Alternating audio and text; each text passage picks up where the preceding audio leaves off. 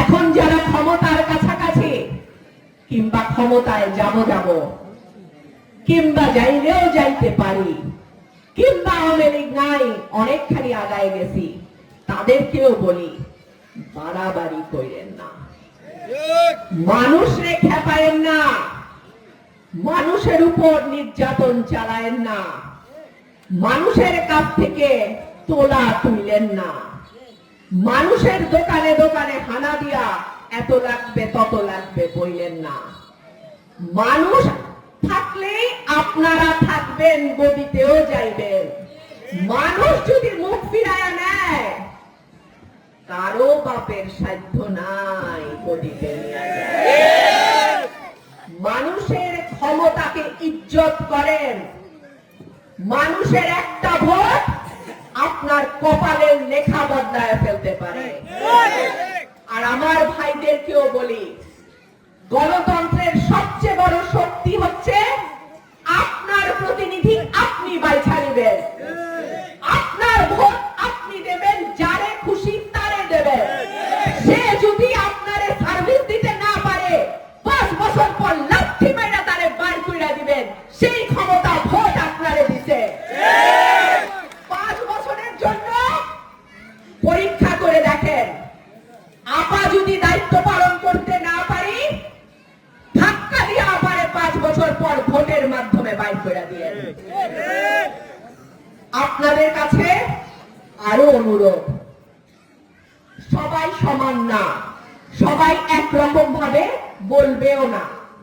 কেউ হয়তো বলবে এইটা রাখেন ভোটটা দিয়েন, ওইটা লন ভোটটা দিয়েন, ওইটা কইরা দিবুনে ভোটটা দিয়েন। একটা কথা বলি, ভোটের আগে যে যা বলে সব শুনবেন, কিন্তু ভোটটা দেওয়ার আগে একটু চিন্তা করেন, একটু হিসাব করেন, একটু নিজের পরিবারের, সমাজের, এলাকার ভবিষ্যৎটা ভাববেন। এর চেয়ে বেশি আমার আর আপনাদের কাছে চাওয়ার কিছু নাই। আমার বাবা 1973 সালে আপনাদের বাপ দাদার ভোটে, আপনাদের চাচাদের ভোটে নির্বাচিত হয়েছিলেন, স্বতন্ত্র নির্বাচিত হয়েছিলেন। আমি জানি না বাপের মতোই বেটিরও কপাল কিনা, বাপও স্বতন্ত্র, বেটিও স্বতন্ত্র, জানি না, এটা সময় বলবে। তবে স্বতন্ত্র হইলেও আপনার বাপ চাচারা কিন্তু ভুল করে নাই। আপনাদের বাপ চাচারা কিন্তু আমার বাপকে বুকের মধ্যে নিয়ে নিয়েছিল, তারে ভোট দিছিল। কিন্তু আওয়ামী লীগ, শেখ হাসিনার পিতা শেখ মুজিবুর রহমান তারে জিততে দেয় নাই। পরের দিন যেদিন ভোট, সেদিন ঘোষণা হইল অলি আহাদ এমপি ব্রাহ্মণবাড়িয়া, তখন সরাইল, নাসিরনগর, সদর, বিজয়নগর মিলাইয়া একটা আসন জিতে গেছে। পরের দিন সরকারি ভাবে ঘোষণা দিল, না, তাহেরউদ্দিন ঠাকুর জিতছে। আমার বাবার কবরে যাওয়া পর্যন্ত এই কষ্ট তার বুকের ভিতরে ছিল। 2018 সালে দল বলেছিল তুমি ঢাকা থেকে নির্বাচন করো, আমি বলেছিলাম না। আমার আব্বা এই মাটির মানুষের ভোটে আসছে, আমিও এই মাটির মানুষের ভোট নেব। আল্লাহ যদি আমার তকদিরে রাখে, মানুষ যদি আমাকে ভালোবাসে, এই এলাকা থেকে আমি এমপি নির্বাচিত হব ইনশাআল্লাহ।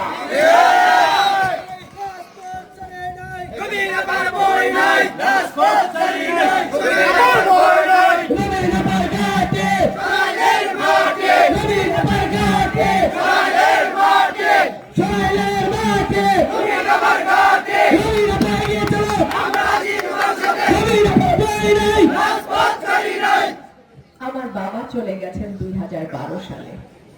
আমার দাদা দাদির কবর আছে ইসলামপুরে, আমার চাচাদের কবর আছে। এই মাটি আপনাদের যেমন, আমি আপনাদের সন্তান, আমি আপনাদের মেয়ে, আমি আপনাদের কারো বোন, আমি আপনাদের কারো ভাইঝি। আমি আজকে আসছি আপনাদের দরজায়। আপনারা যদি আমাকে দৌড়ায় দেন, আমার যাওয়ার জায়গা নাই।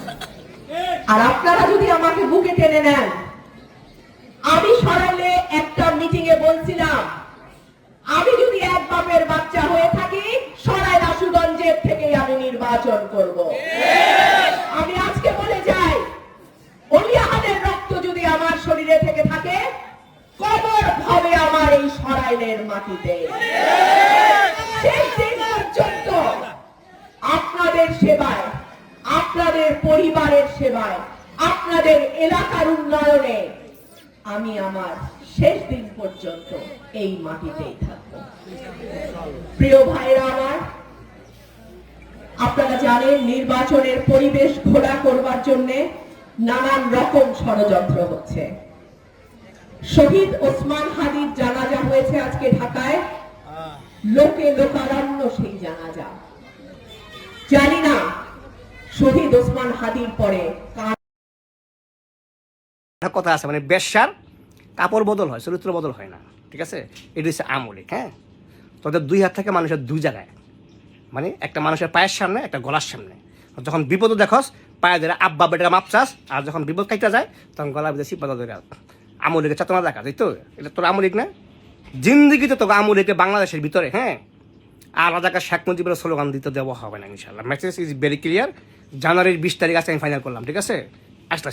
আসতে ইনশাল্লাহ ফেব্রুয়ারির জাতীয় নির্বাচন পর্যন্ত আমি বাংলাদেশে, হ্যাঁ, বিএনপির প্রত্যেক নেতার অনেক আমার যতটুকু সম্ভব, হ্যাঁ, গণসমাবেশে আমি সমাবেশে বক্তব্য দিব। পারলাম আমার একটা বালা বাসা করে হাসিনার গলায় ঝুলায় দেখাবি, ঠিক আছে?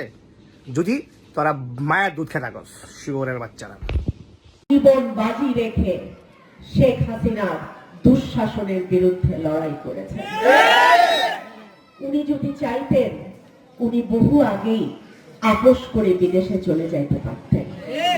উনি যদি চাইতেন, উনি অনেক আগেই আপোষ করে বিদেশে ভালো চিকিৎসা নিতে পারতেন।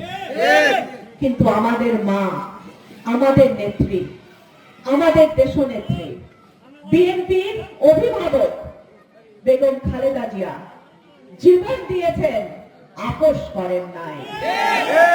নিজের শরীরে হাজারটা অসুখ বেঁধে তিনি স্বৈরাচারী হাসিনার সঙ্গে একা দাঁড়িয়ে লড়াই করেছেন। উনি দলটাকে একা হাতে ধরে রেখেছেন।